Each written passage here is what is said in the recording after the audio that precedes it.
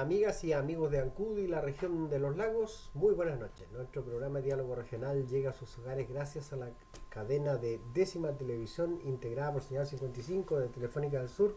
Llegamos a toda la región de los lagos, señal 52 INET y canal 2 BTR para la ciudad de Ancud, especialmente en señal de cable.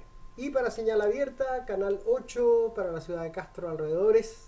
Aquí les brindamos un cálido saludo, por supuesto, en esta noche de invierno, heladita que está, pero que nos augura un buen tiempo futuro.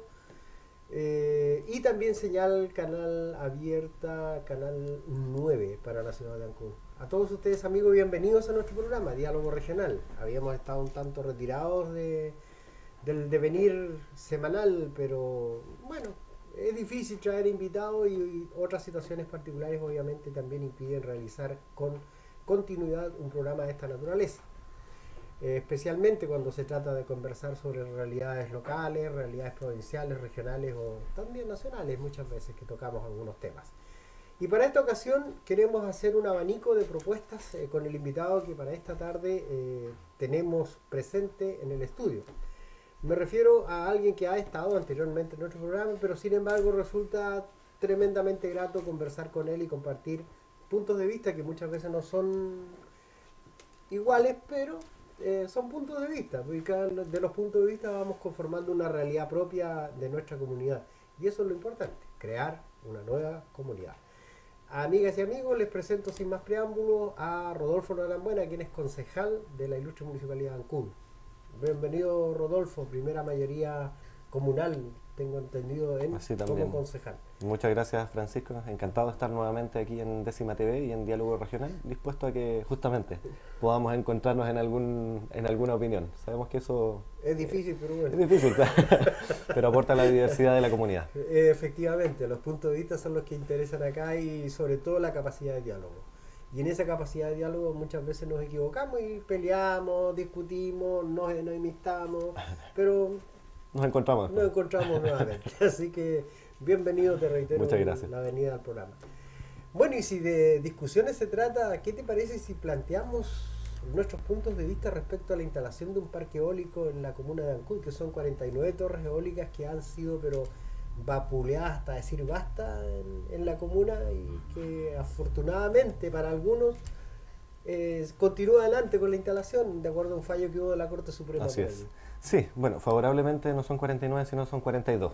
Partamos de esa base. En algún momento el proyecto original incluso decía que eran 56, si mal no recuerdo, pero fueron reducidas a 42.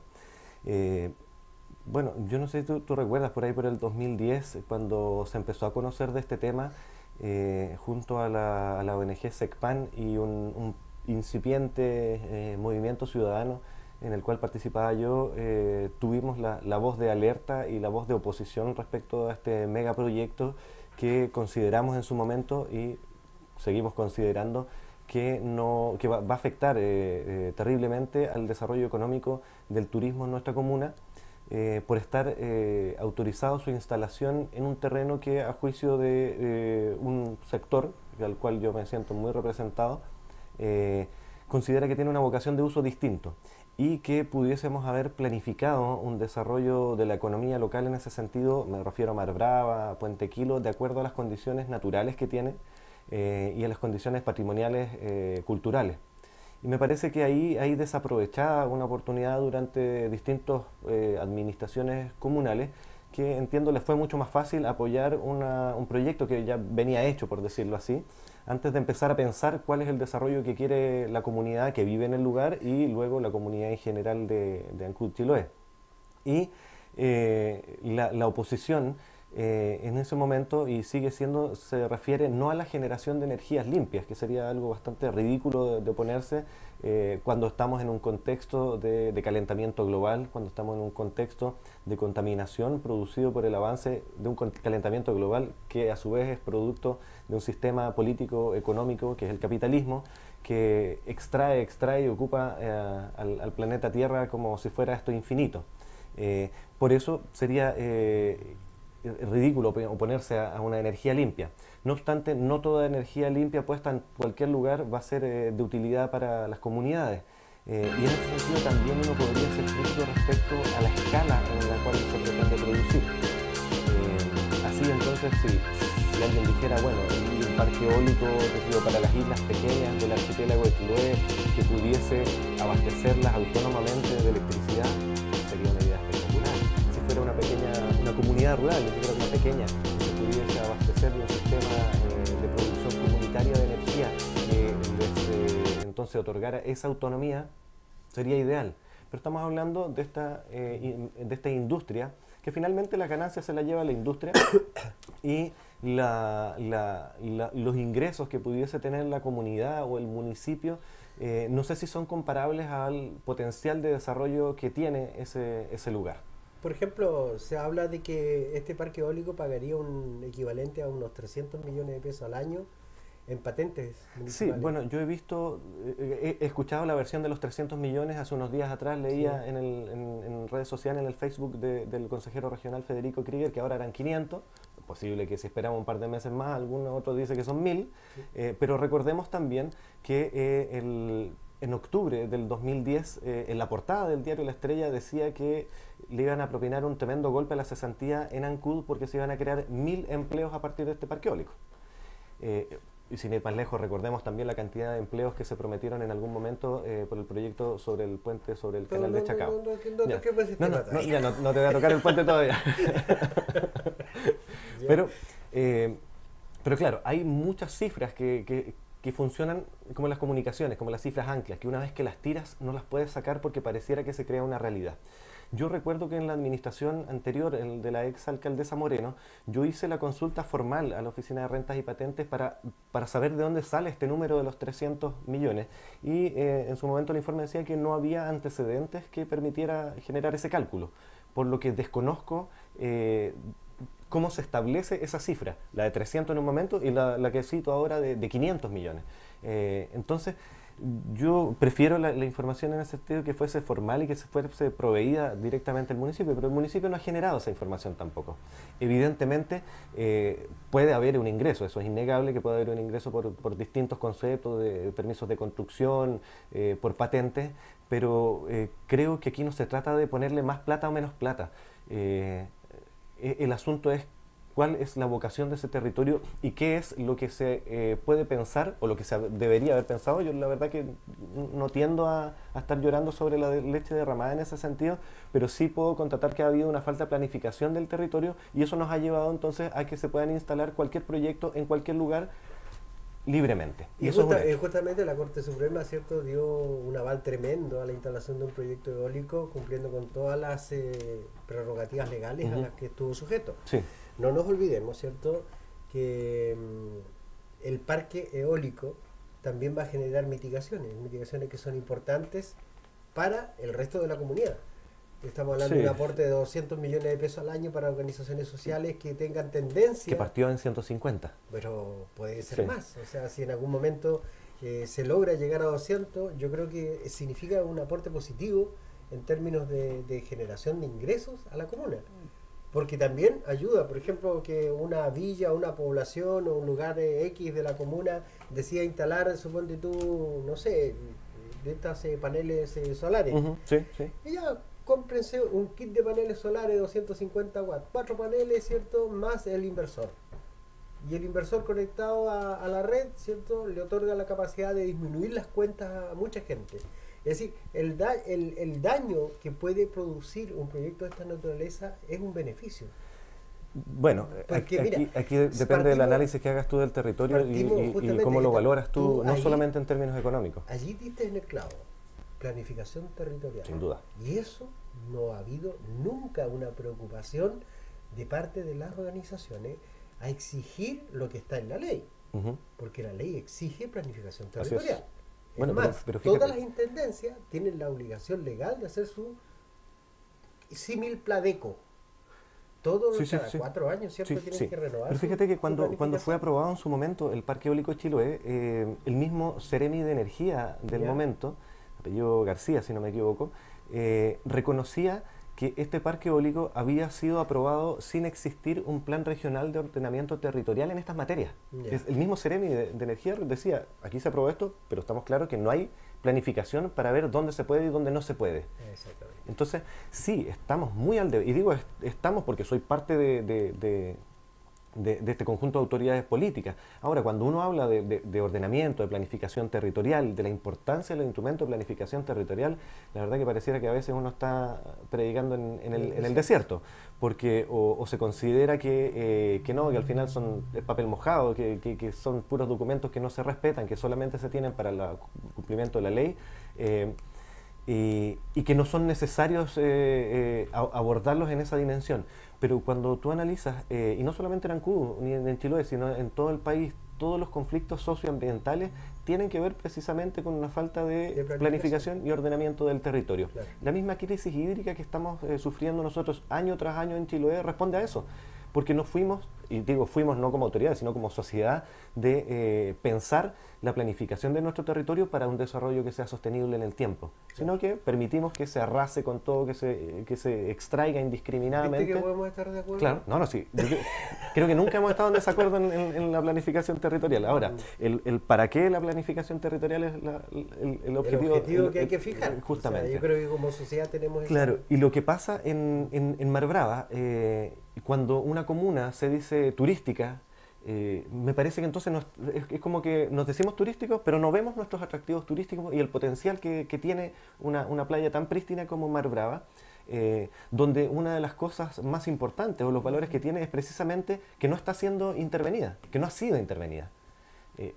Ahora, claro, alguien podría decir, bueno, pero entre tener este proyecto y tener este peladero, es mejor tener el proyecto, porque esa persona está viendo un peladero, no está viendo un potencial ni la playa que existe hoy en día.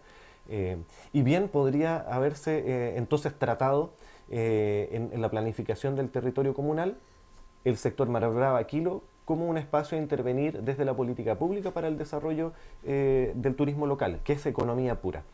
Pero sí muchos de los vecinos que existen ahí, bien sabes que generaron sus emprendimientos económicos de servicios turísticos, Sí. confiando en que en este discurso del desarrollo turístico de la comuna.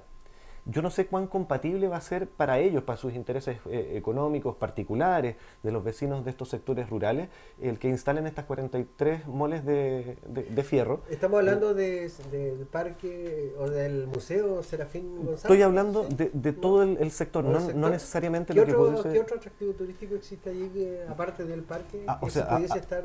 aparte tú dices, de la playa de Mar Sí, Brava, sí, sí. bueno, tienes todo el humedal de Quilo, un poco más abajo está el monumento, el islote, que es el monumento natural, que es Puñihuil.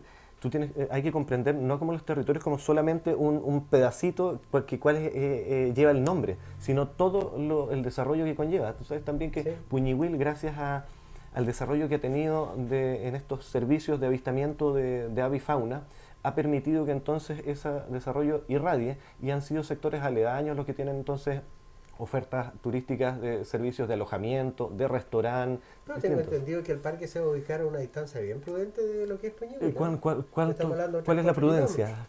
3-4 Sí, pero kilómetros. estamos hablando de torres de 150 metros que tú lo puedes alejar un montón, pero se van a ver igual. Entonces la belleza paisajística, que no es solamente esta cosa que trata de hacerse parecerme a hippie, que me gusta ir a disfrutar de la naturaleza, pero que en rigor es lo que viene a ver el turista. A mí me gustaría saber cuál es el perfil del turista que va a ir a ver una torre de fierro en medio de una playa hermosa que deja de ser hermosa porque está esta torre de fierro. Depende cómo la veas. Pues. Yo sé por lo menos que... A un mall, por ejemplo, van el turismo del comercio. Pero eso no es turismo. ¿Qué turista? No, sí, Oye, todo aquel que va y genera una actividad económica... ¿Pero tú realmente crees que llegan turistas a Chiloé al mall No, por sí el mall de llegan. Castro? Sí, llegan.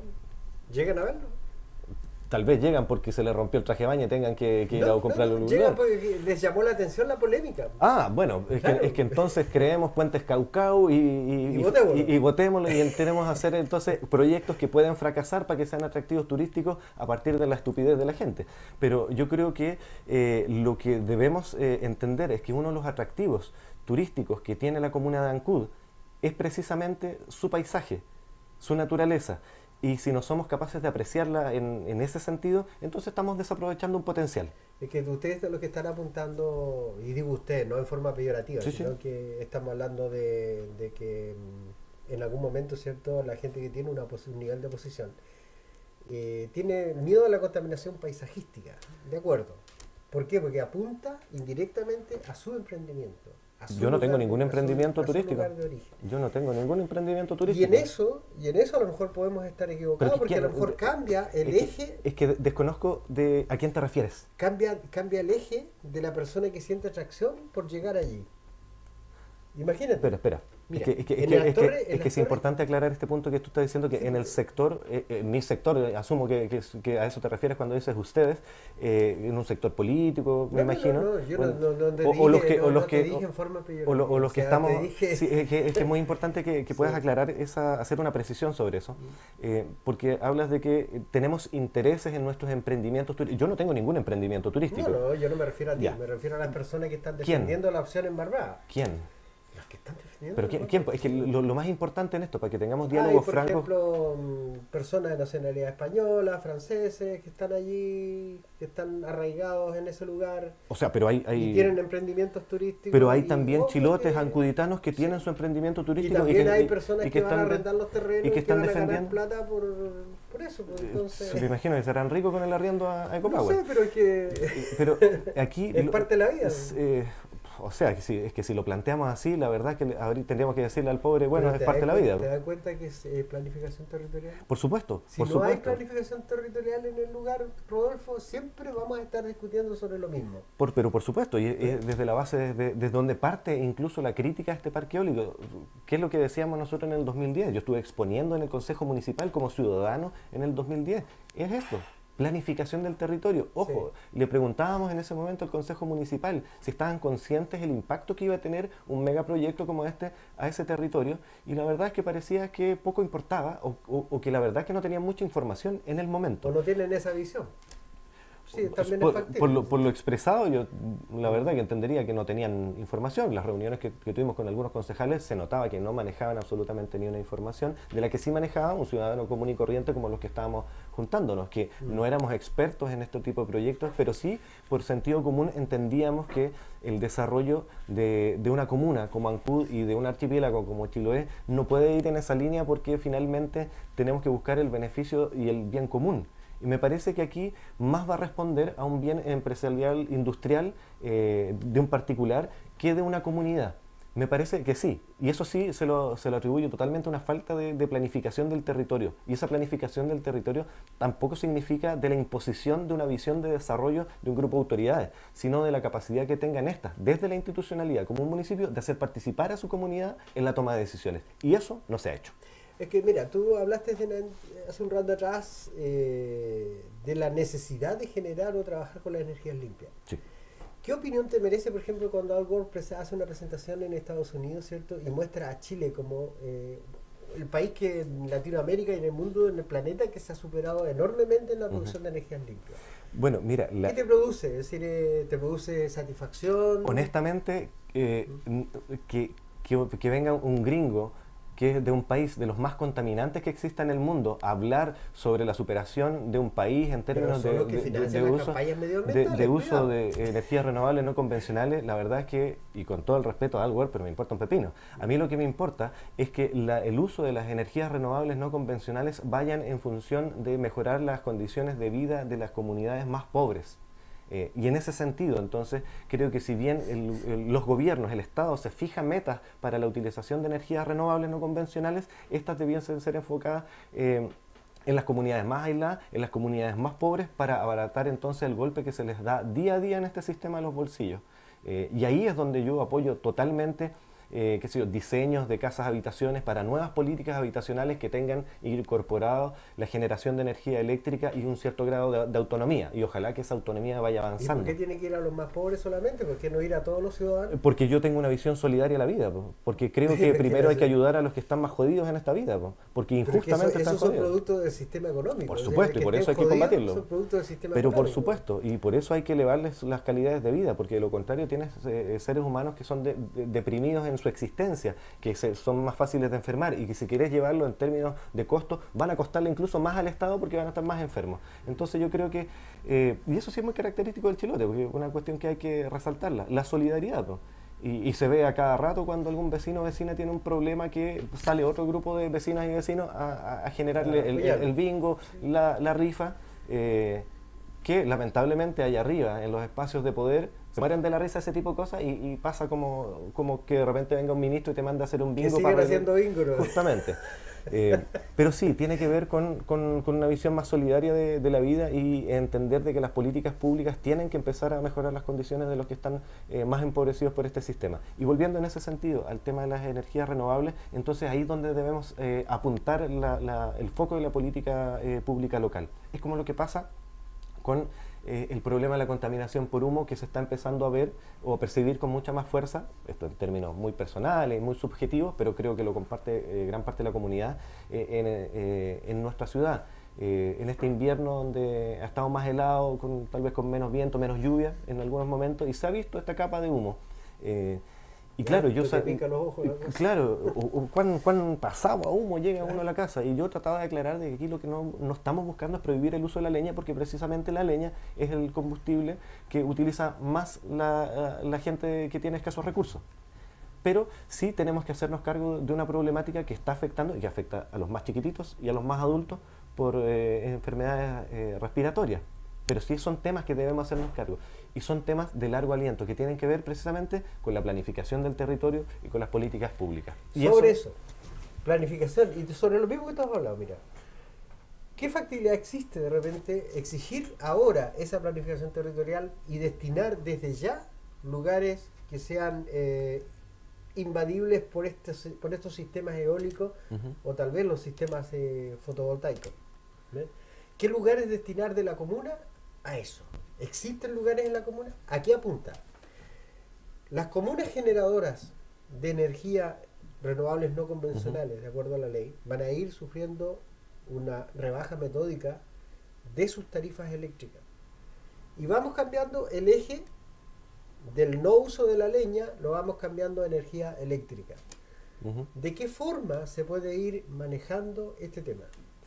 Mira, como planificación territorial. Bueno, sobre los espacios, los lugares, eso es una visión técnica que hay que aplicar. Yo no soy un ingeniero en la materia, para decirte que en tal o cual lugar de la comuna de Ancud el mapa de vientos determina que tiene mejores condiciones. Sin duda Mar Brava tiene mejores condiciones de viento y por eso van a instalar este parque eólico, pero sí, esto tiene que estar conciliado con las condiciones de vida y el potencial de desarrollo que tenga la comuna. No vamos a entonces, un lugar. Claro, no, yo creo que sí hay lugares.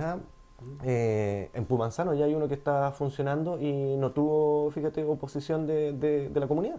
Entonces tiene que ver con cómo estudiamos los lugares y no solamente dejamos que una industria o una empresa aproveche las condiciones que les deja la legislación chilena para meterse en el lugar que quieran. Porque a mí más me da la impresión en este caso, que sucedió eso, que se busca abaratar el costo y eso al costo que sea para la comunidad. Es que eso nos sirve a nosotros también para exigir un espacio de ese abaratamiento de costos para cambiar nuestro sistema de calefacción.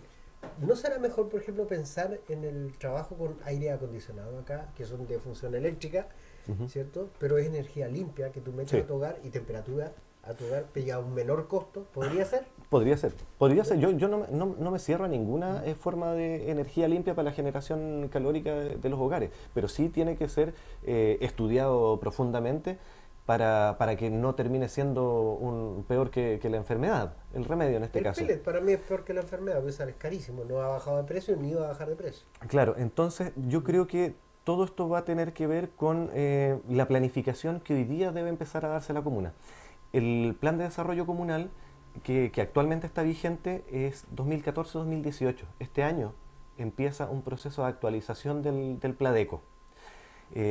Bien sabes también que está el plan regulador comunal en la actualización de la actualización, ¿ya? Que tiene para 2 años más, pero tratando de ser positivo, abre una posibilidad también a que se concilien los instrumentos de planificación territorial. Y sumado a estos dos, durante este semestre debiese el municipio empezar a elaborar un plan estratégico de desarrollo de la economía local. Entonces tienes 3 instrumentos de planificación territorial que van a marcar el futuro de Ancud.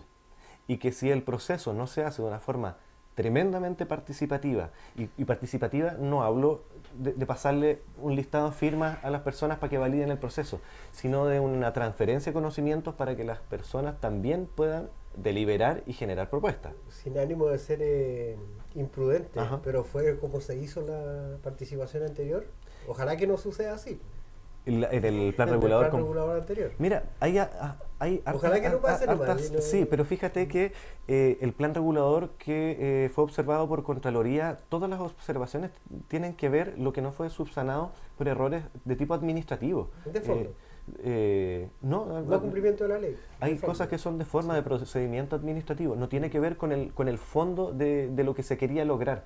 Y de hecho, el otro día me conversaban y yo les decía, pero mira, analicen esto, porque se nos achacó mucho a los concejales la decisión y a la administración comunal en ese tiempo, puesto que fue una propuesta de la exalcaldesa, aprobada por el Consejo Municipal, pero en ninguna de las observaciones dice que la decisión del Consejo es la que estuvo errada, sino que hubo algunos errores administrativos de procedimientos que no se realizaron. De ¿Te fondo. fijas? Porque está en la ley.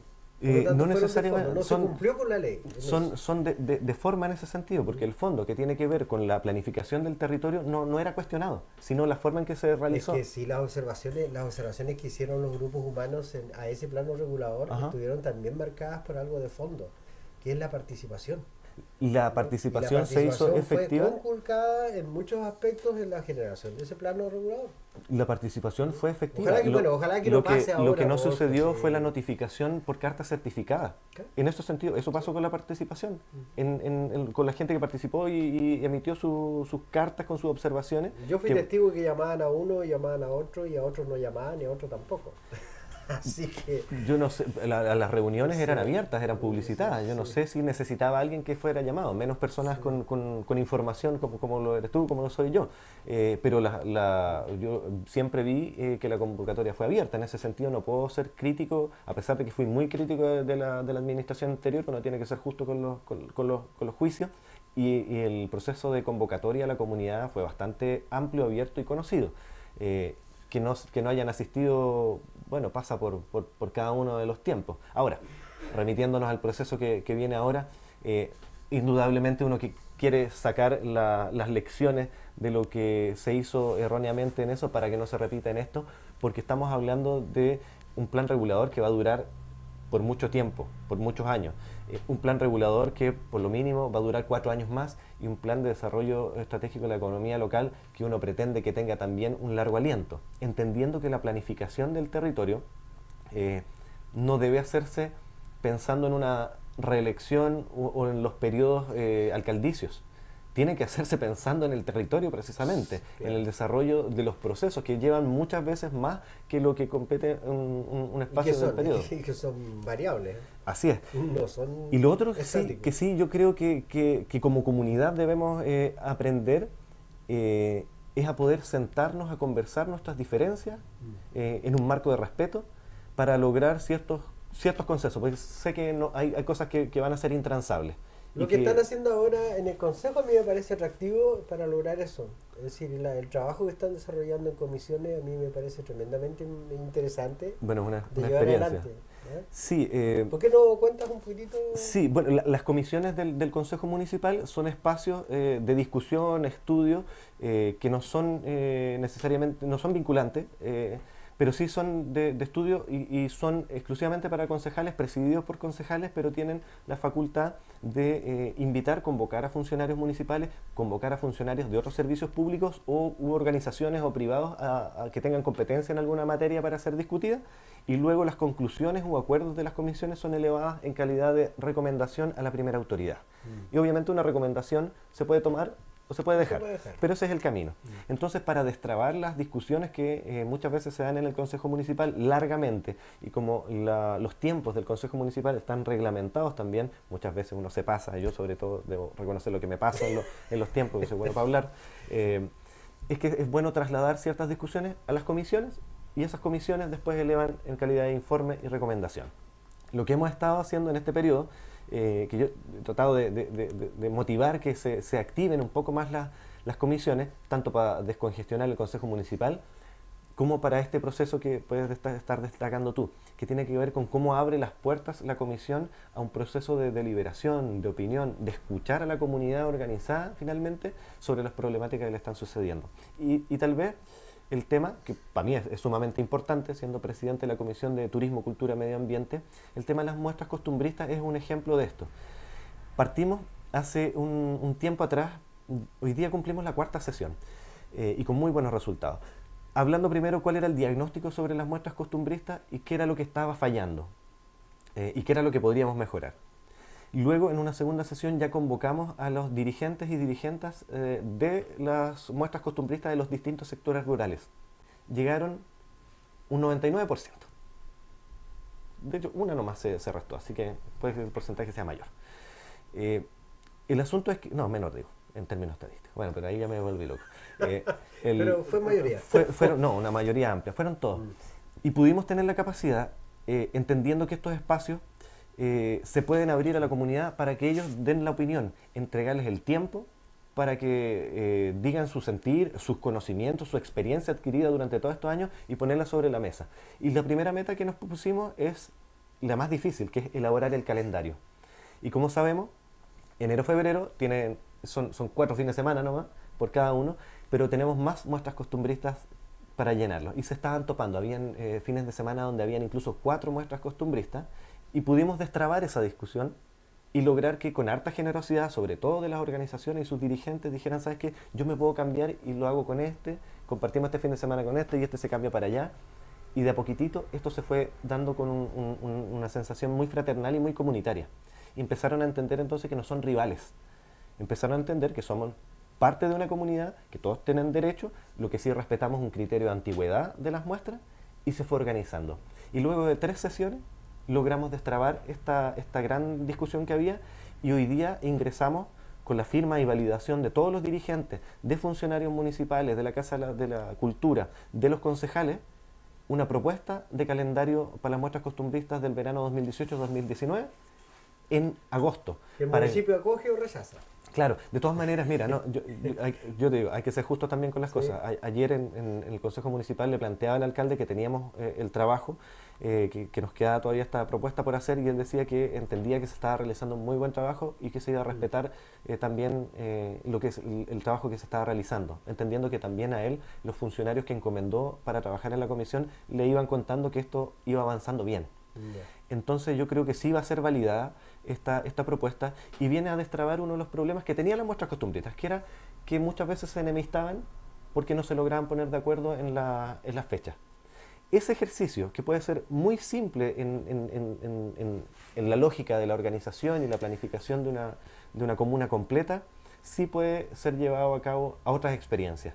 Y ese es el camino que creo yo que debemos tener presente el Consejo Municipal a través de sus comisiones de deporte, de salud, de educación, de fomento productivo, de finanzas, de fiscalización, de obras y caminos, obras y operaciones, etcétera.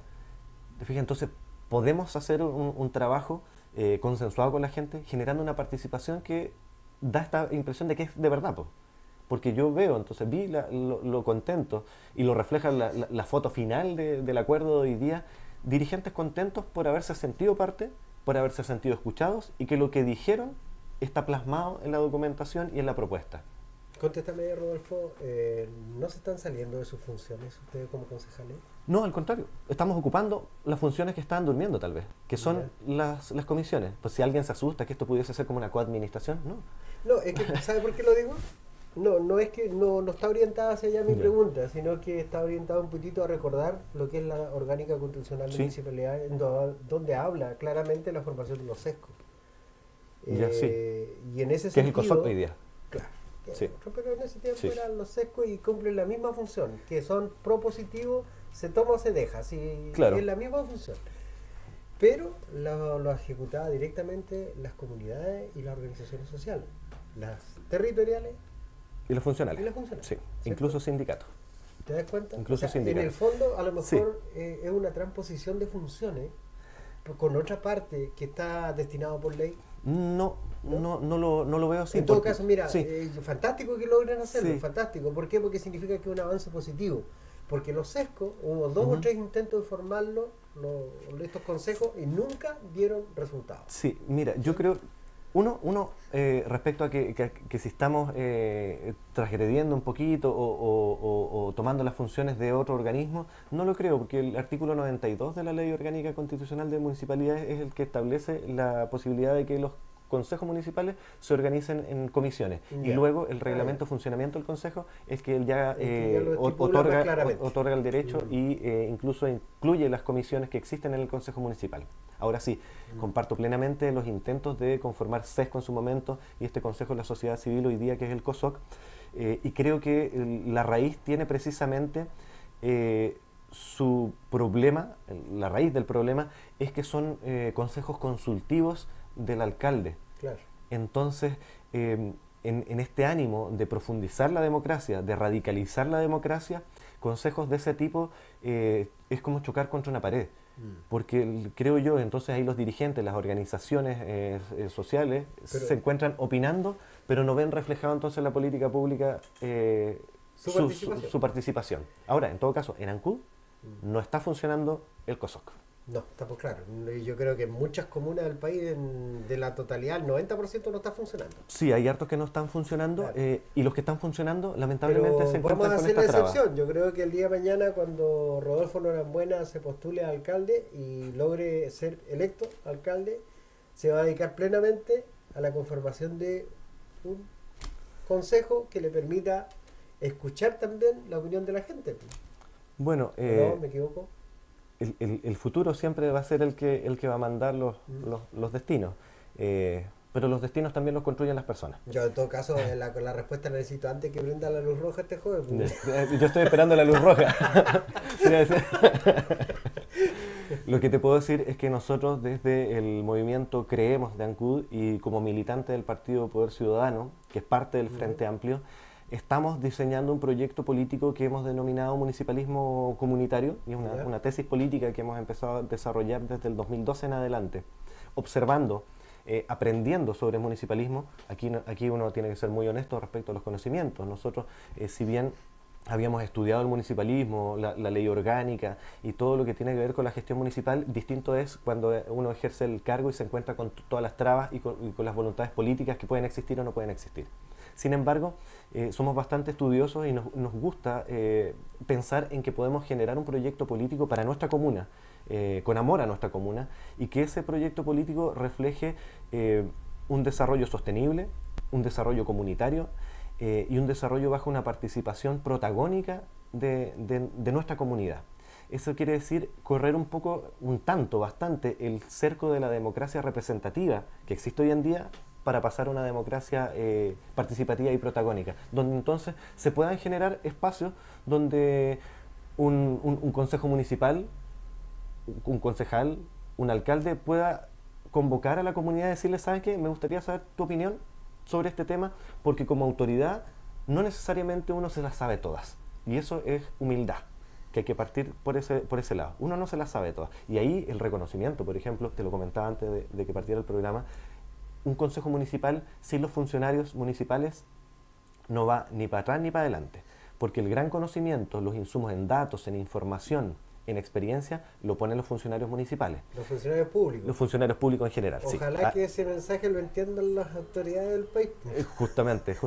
Poniendo en valor entonces el conocimiento de los funcionarios públicos, en este caso los funcionarios municipales, y la sabiduría también de la comunidad, que es la que vive en los territorios que las autoridades dicen que quieren transformar para mejor, es que se puede generar la planificación. Y con esto no es demagogia. Hemos empezado a diseñar un mecanismo de participación que sea efectiva, con sistemas de información georreferenciada, para entonces poder transponer entonces capas de información y entender lo que le pasa a un cierto sector, cuáles son sus problemáticas. Poder generar espacios de deliberación, de participación con... o sea, decisiones más técnicas, no tan políticas. O sea, herramientas técnicas para decisiones políticas con participación comunitaria. Esa es la fórmula. O sea, escuchar un poco a la gente. La gente lo que quiere, su demanda, pero también entregándole herramientas para que ellos con cierto grado de autonomía también puedan decir, ¿sabes qué? Vamos a juntarnos en nuestra junta vecina, vamos a tener una reunión, vamos a ver el mapita de nuestra población, vamos a identificar cuáles son las problemáticas, las vamos a priorizar, cuál es la más importante, cuál es la menos importante, y luego le vamos a decir a la autoridad, tome, esta es la pega que queremos que usted haga. Porque nosotros decidimos cómo queremos vivir y cuáles son nuestros problemas que nos afectan, porque nosotros somos los que vivimos acá. Yo creo que ese es el cambio de paradigma de cómo tenemos que leer la democracia hoy en día. Y es, creo yo, es la transformación que se está dando en el país también. Hoy día la ciudadanía está mucho más activa que hace 10, 20 años atrás. Y uno lo siente, lo percibe. En las redes sociales. Bueno, las redes sociales... se sacan la mure antes de comenzar a hablar. Claro, yo soy un defensor total de la libertad de expresión como periodista, pero también creo que la libertad de expresión debe poner responsabilidad sobre lo que uno opina, y uno debe hacerse responsable. Y creo que se hacen ataques muy injustos. Y no hablo de mí, el otro día creo que hubo uno que me trató de funar, pero no le resultó. ¿Sí? Así que ¿Quién sería? No te resultó. Ya encima en tu Facebook anónimo, quería darme el gusto, no te resultó. Pero sí he visto que a colegas o al mismo alcalde, y yo no tengo por qué defender a esta administración, pero sí prefiero ser justo en estos términos. Han habido ataques que creo que se salen de la verdad, que hablan de robo cuando... Sí, es tan fácil hablar de justamente. Sí. Entonces yo creo que hay que ser sumamente responsable a la hora de opinar. Y si uno tiene algún antecedente sobre lo que está acusando, hay que ponerlo en el lugar donde debe ser. Que no es Facebook, que no es Twitter, sino en el Ministerio Público. Sí. O por último, hacérselo llegar a un concejal, si es que no le da la gallardía después de la denuncia en redes sociales para llegar al Ministerio Público o a alguna instancia, ponerlo en conocimiento de algún concejal para que se haga la fiscalización. Pero el juicio rápido, el juicio malintencionado, la verdad es que no me gusta, y creo que puede enfermarnos como comunidad, puede hacer que entonces empecemos a perder la confianza entre vecinos, y eso le hace muy mal al territorio en general, a la vida cotidiana, a la vida comunitaria. Antes del Facebook, las redes sociales, nos decíamos las cosas en la cara. Hoy día nos mandamos a decir las cosas por una red social. Y detrás de un seudónimo. Y detrás de un seudónimo como ese que no le resultó el otro día. Bueno, interesante el tema porque significa que hay una crítica al ámbito social. Y estamos absolutamente de acuerdo que de repente para hablar, aunque sea por Facebook, por Twitter, hay que tener el mínimo de información. Pero información comprobable, información real. Sí. Porque denigrar a las personas sencillamente porque me cae mal, claro. Yo creo que no es lo que... Y hemos visto casos, cómo se han hecho denuncias irresponsables, y no te digo ahora contra autoridades, mi rol tampoco es protegernos a las autoridades como si fuéramos un gremio que no se puede atacar. Pueden opinar sobre nosotros, somos figuras públicas y tienen todo el derecho a opinar, pero la injuria y la calumnia están contenidas dentro del Código Penal y hay que tener cuidado con lo que se puede decir. Pero también hay que tener cuidado con cómo nos tratamos como vecinos. Yo he visto discusiones que rayan en lo violento, que denostan a las personas, que generan acusaciones. La gana de no mirar Facebook. Yo la verdad que empecé por sanidad mental, dije no, ¿sabes qué? Prefiero la información que se entrega, tal vez que sea solamente lo que tiene relación con el Consejo Municipal, pero bueno, después uno igual termina viendo esto. Yo creo que lo que tenemos que aprender es a utilizar una herramienta de comunicación siendo responsables. Y lo otro es tratando al otro como quiero que me traten a mí. Entonces yo el otro día veía ahí unas peleas entre vecinos, acusaciones que llegaron a la justicia que terminaron siendo falsas, el daño que se le puede hacer a una persona por estar en desacuerdo. Recordemos que detrás de las personas que han sido atacadas también hay familias. Hay hijos que hoy día también están conectados y ven eso. ¿Qué es lo que le pasa a una hija, a un hijo cuando lee algo sobre su papá, sobre su mamá y que es falso? Es muy delicado. Yo he conversado con gente que ha sido afectada por este tipo de ataques que me han dicho, chuta, ¿sabes qué? Mi hijo me preguntó si esto era verdad. Entonces, te fijas, estamos perdiendo un tantito el foco. Opinemos, sí, opinemos libremente, pero seamos responsables. Seamos responsables. A la hora que uno dice algo, debe decir, sí, yo lo dije porque tengo estas pruebas, no porque lo escuché, que me dijeron. Eso le hace mal a una comunidad y lo único que hace es enfrentarnos, y lo que hace es no permitirnos que nos juntemos, como nos juntamos en este programa, como nos juntamos con el que piensa distinto, a debatir sanamente. Ahí se encendió la luz roja. La luz roja. Y no te respondí. ¿Qué opinas de las observaciones de Contraloría respecto de la construcción del puente? Quiero ver las respuestas. Tú sabes que a mí como sujeto social, ¿estás como de sujeto acuerdo político, con Defendamos Chiloé que dice paren el puente? ¿Está de acuerdo con eso, no? Yo, sí, me gustaría, claro, varias veces me han preguntado si yo soy de Defendamos Chiloé. No, no soy de Defendamos Chiloé y no me interesa pertenecer a Defendamos Chiloé. Hay una línea comunicacional con esa organización que yo no la comparto. Hay ciertas reivindicaciones que podemos encontrarnos, pero creo que no va en la línea por lo menos como me gusta trabajar a mí. Si bien valoro a algunos de los miembros de Defendamos Chiloé, que considero que son sumamente potentes y que son tremendo aporte a la comunidad, a veces creo que me gustaría verlos más en el actuar público, participando, generando propuestas. Sé que también las hacen. Por eso digo, no sé, para mí el Álvaro Montaña, la Paula Bastías son personas potentes y comprometidas desde sus profesiones, desde sus saberes, desde su experiencia con el territorio. Pero me gustaría que como organización, más que una organización de denuncia, podamos pasar también en ese sentido, como los otros retos de organizaciones, a la propuesta. Claro.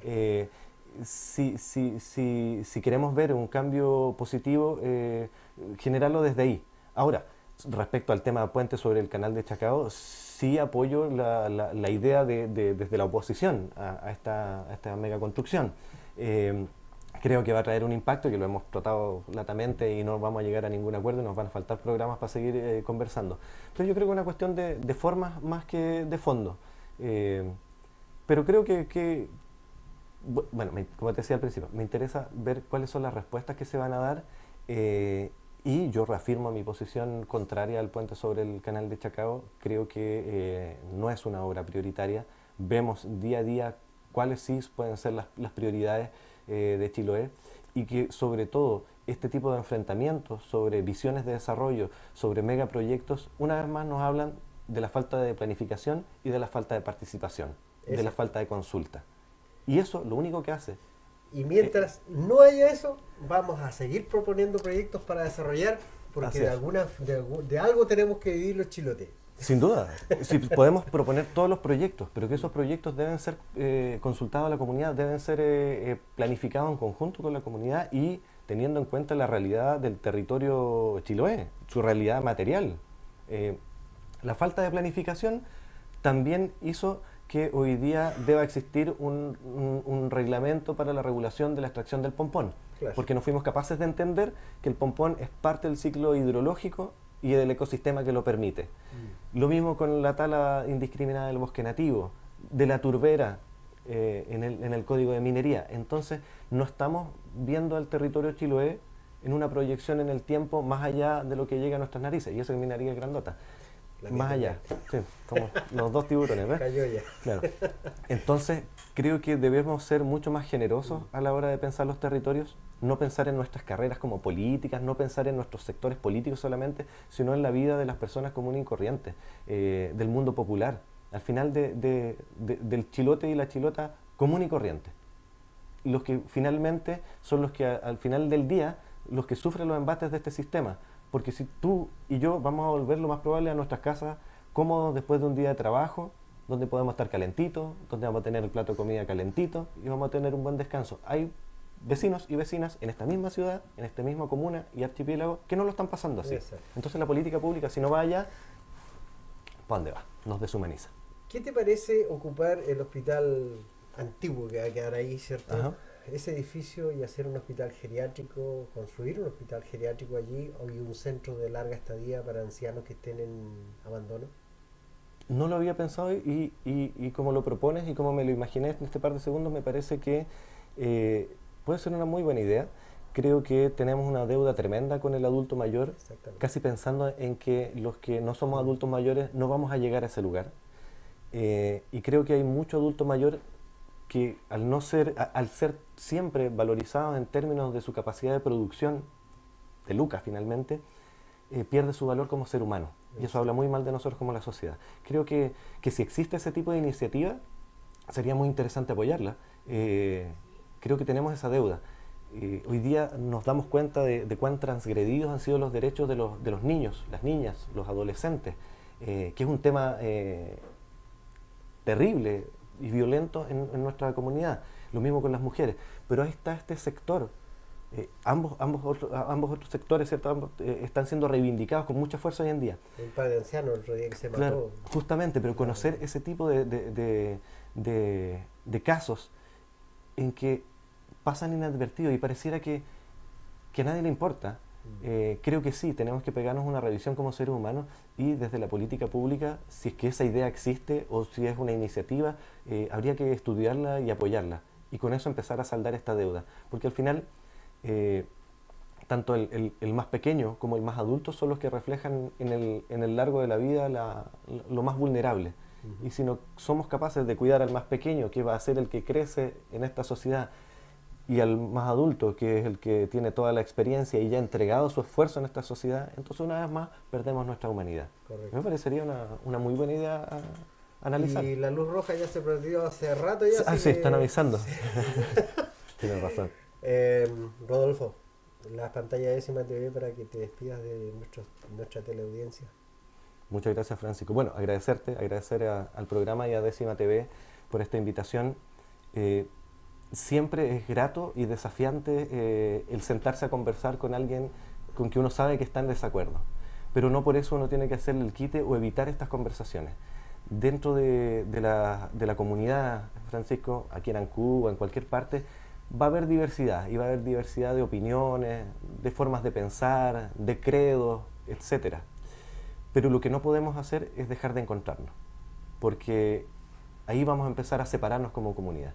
Y creo que hoy día, cuando tenemos esta serie de instrumentos de planificación territorial que se van a empezar a actualizar para proyectar el futuro de Ancud, también lo veo, o me gusta verlo así por lo menos, que es una oportunidad para que la comunidad ancuditana se reencuentre. Porque da la impresión de que hace rato está separada, de que hace rato estamos como en una guerra interna, de que no somos capaces de conversar nuestros problemas. Y yo creo que llegó la hora de ordenarnos un poquito dentro de la casa, saber que todos tenemos distintos saberes, distintos ámbitos donde operar, pero que todos somos ancuditanos y ancuditanas. Si somos capaces de ver eso, me da la impresión de que nos vamos a poder sentar con el adversario y pueden haber buenos resultados. Hay cosas en que no vamos a transar nunca, que tiene que ver con principios políticos, de credo, de pensamiento. Pero creo que hay una gran mayoría de ámbitos donde sí todavía podemos ponernos de acuerdo y eso es lo que nos está llamando los tiempos de hoy. El poder entregar mayor participación, encontrarnos y reencontrarnos como vecinos y vecinas de una comunidad, volver a tratarnos como vecinos. Y yo creo que ahí es donde tenemos que apuntar y yo creo que nadie podría estar en desacuerdo con eso. Y yo ahí siento que hay que poner toda la disposición, y no solamente de las autoridades, sino de uno como vecino común y corriente. O sea, al final uno es vecino de una comunidad, tiene una responsabilidad distinta, pero hasta donde yo sé, estoy hecho lo mismo. Así es que eso, agradecido y al reencuentro. Ok. Y muchas gracias por venir a nuestro programa, Rodolfo. De verdad que conversar, amigos, amigas en sus hogares, de estos temas que son de nivel comunal, nos dejan muchas enseñanzas. Como dice Rodolfo, es bueno conversar, es bueno compartir y es bueno discernir respecto de nuestro futuro y disentir también. Es bueno hacerlo porque nos demuestra que estamos interesados en nuestro desarrollo y el desarrollo que queremos hay que consensuarlo todavía. Así que muchas gracias, amigo, por su atención. Nos estaríamos viendo en una próxima oportunidad si el de arriba quiere y el de abajo se hace el sordo. Así que hasta la próxima. Que tengan